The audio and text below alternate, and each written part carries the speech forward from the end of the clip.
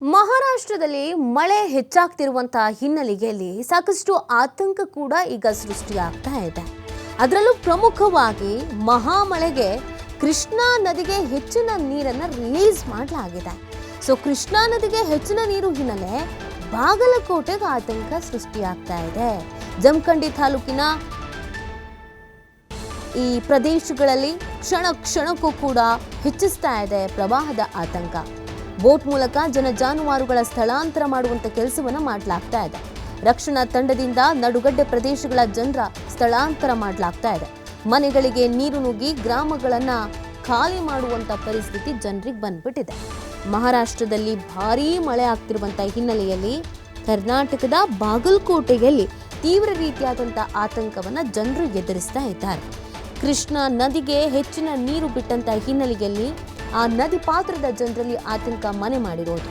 So ಹಾಗಾಗಿ ಅವರನ್ನೆಲ್ಲ ರಕ್ಷಣೆ ಮಾಡುವಂತ ಕೆಲಸವನ್ನ ಮಾಡಲಾಗ್ತಾ ಇದೆ.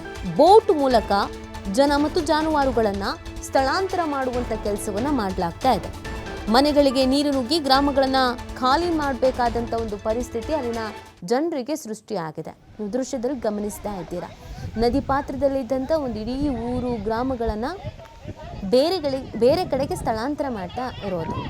ಬೋಟ್ನಲ್ಲಿ ಜನರನ್ನು ಕರ್ಕೊಂಡು ಬರ್ತಾ ಇದ್ದಾರೆ. ಜಾನುವಾರುಗಳನ್ನು ಕೂಡ ಕರ್ಕೊಂಡು ಬರಲಾಗ್ತಾ ಇದೆ. ಯಾಕಂದರೆ ಬಿಟ್ಟು ಬರೋದಕ್ಕಾಗಲ್ಲ ಅಲ್ವಾ, ಅವ್ರಿಗೊಂದು ಜೀವನ ಕಟ್ಕೊಳ್ಳೋದಕ್ಕೆ ಸಹಾಯ ಆಗಿರುತ್ತೆ. ಸೊ ಹಾಗಾಗಿ ನಾವು ಕರ್ಕೊಂಡು ಬರಲೇಬೇಕು ಅಂತ ಕರ್ಕೊಂಡು ಬರುವಂತಹ ರಕ್ಷಣಾ ಕಾರ್ಯವನ್ನು ಮಾಡುವಂಥ ಕೆಲಸವನ್ನು ಮಾಡಲಾಗ್ತಾ ಇದೆ. ಸೊ ಇವ್ರನ್ನೆಲ್ಲ ಸೇಫ್ ಆಗಿರುವಂಥ ಜಾಗಕ್ಕೆ ಕರೆದುಕೊಂಡು ಬರಲಾಗ್ತಾ ಇದೆ. ಇವರ ಪರಿಸ್ಥಿತಿ ಮಳೆಗಾಲದ ಸಂದರ್ಭದಲ್ಲಿ ಯಾವ ರೀತಿಯಾಗಿರುತ್ತೆ ಅನ್ನೋದನ್ನು ನಾವಿಲ್ಲಿ ನೋಡಬೇಕಾಗತ್ತೆ. ಯಾಕಂದರೆ ಹೆಚ್ಚಿನ ಪ್ರಮಾಣದ ನೀರು ಕೃಷ್ಣಾ ನದಿಗೆ ಬಂದಿರುವಂಥ ಹಿನ್ನೆಲೆಯಲ್ಲಿ ನೀರಿನಲ್ಲಿ ಮುಳುಗುವಂಥ ಪರಿಸ್ಥಿತಿ. ಆ ಕಾರಣಕ್ಕಾಗಿ ಅವರನ್ನು ಇದೀಗ ನಡುಗುಡ್ಡೆ ಪ್ರದೇಶಗಳ ಜನರನ್ನು ಸ್ಥಳಾಂತರ ಮಾಡ್ತಾ ಇರುವಂಥ ದೃಶ್ಯವನ್ನು ನೀವು ಗಮನಿಸ್ತಾ ಇದ್ದೀರಾ. ಬೋಟ್ ಮುಖಾಂತರವಾಗಿ ಆ ಜನರನ್ನು ಕರ್ಕೊಂಡು ಬರಲಾಗ್ತಾ ಇದೆ.